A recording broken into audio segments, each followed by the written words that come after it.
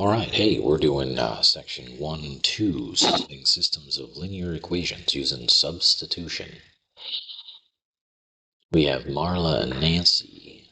They played in a volleyball marathon for charity. They played for 38 hours. Wow. Raised $412.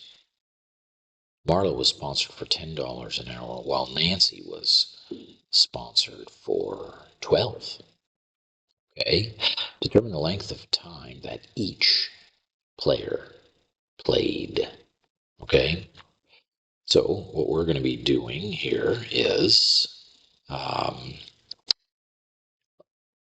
figuring out how much each of these played. So I'm going to go M and N. These are the number of hours that Marla played, and the number of hours that Nancy played as well. All right, and they're different, or maybe they're the same. I don't know. But one of them is M, and one of them stands for N. You know that M plus N should equal 400.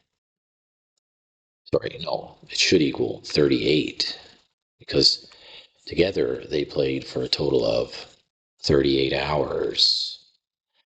You also know that the money that they earned was $412.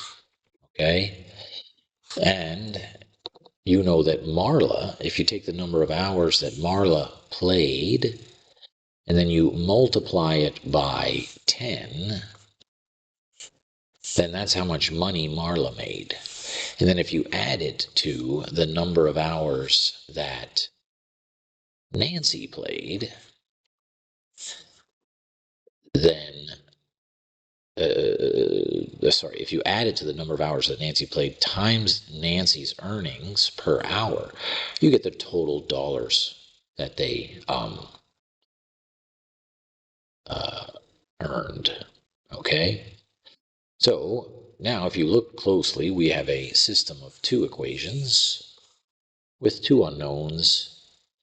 And I'm going to use substitution today, because that's our topic in section 2 is substitution. And so I'm going to try using substitution to solve for this. So when we do substitution, you solve for one variable. Okay. So I'm going to take this equation here, M plus N equals 38, and I'm going to subtract N from both sides. So basically subtract N here and subtract N here, effectively giving me M equals 38 plus N. Now that I know that M is this, I can then note that I have an M here, and I can place in its place 38 minus N. Then times 10 plus 12N is equal to 412. I just switched this N times 12 to 12 times N, because it's traditional to write the variable after the coefficient.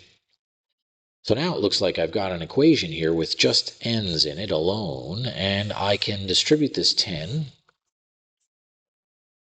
and I will likely be able to solve for the entire thing. So 380 minus 10n plus 12n equals 412. Right? Does that look pretty good?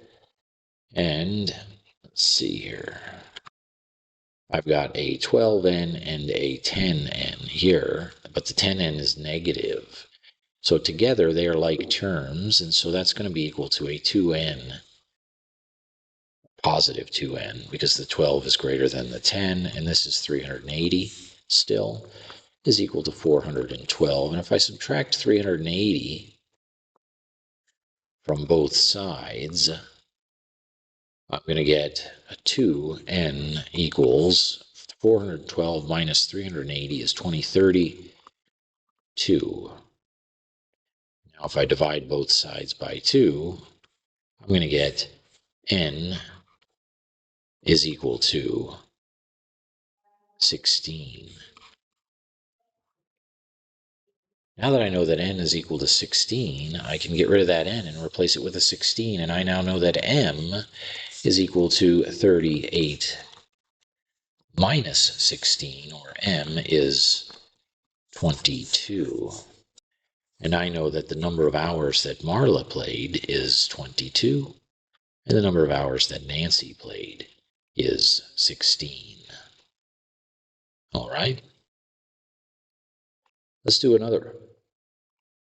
Most gold jewelry is actually a mixture of gold and copper. Oh, I didn't know that. A jeweler is reworking a few pieces of gold, old gold, into a new necklace. Some of the jewelry, some of the jeweler is 85% gold by mass, while the rest is 75% gold by mass. Jewelry. I think this is supposed to say jeweler. E. There we go. 85% gold by mass, and the rest is 75% gold by mass. The jeweler needs 15 grams of 80% gold in order to make this necklace the way he wants it. So how much of each alloy should he use? So basically, he's got some gold that has more gold than what he wants. It's 84% gold. He wants 80.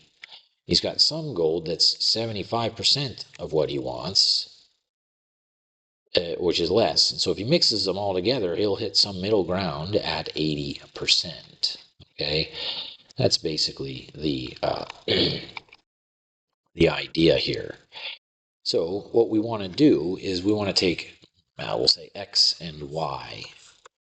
X is the mass, and y is the mass of the one of them. Where let's just say that the x is the 84% joule. So this is the x, okay?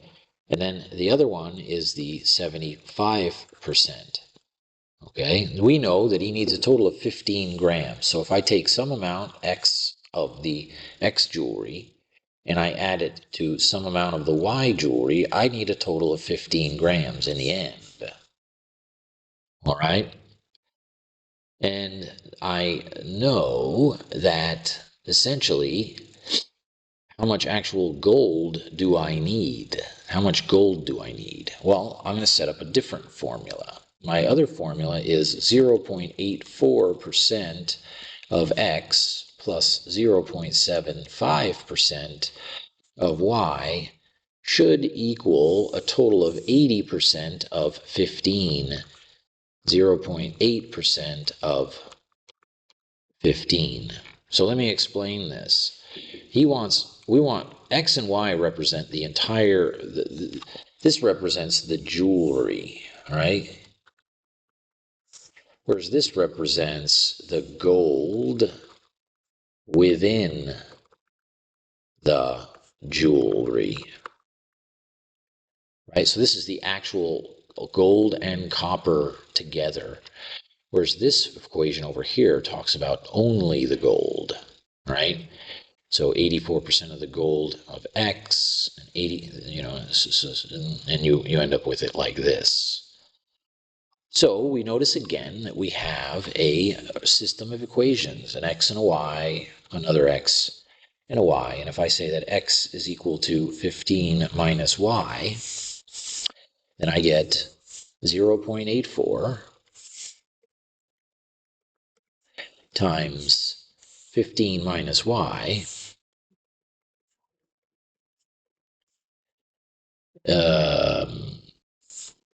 change that to white, plus 0.75y equals 80% of 15, which is 12. I just did 0.8 times 15 and got myself at 12 there. So now I'm again going to distribute this in. Notice that I have two like terms of a y, and I'll be able to do some stuff here. Alrighty. So it's going to be, let's see here. See, it's 0.84 times 15, that's a 12.6 minus 0.84y plus 0.75y equals 12. If I subtract a 12.6 here, and I subtract a 12.6 here, I'm going to get a negative 0.6. These guys here, I'll underline them in blue, they're going to combine for a, let's see, 0.9. Is that right? 0.9, negative 0.09y.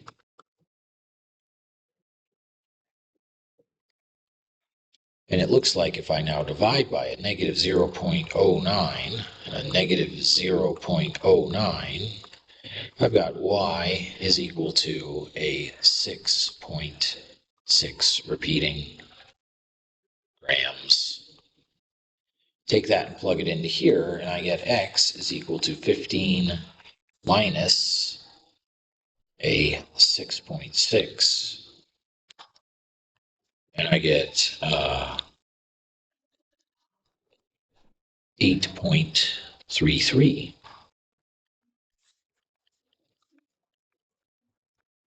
Okay, repeating. So this is the amount of gold. Actually, this is not the amount of gold. This is the amount of jewelry of the first type that he needs.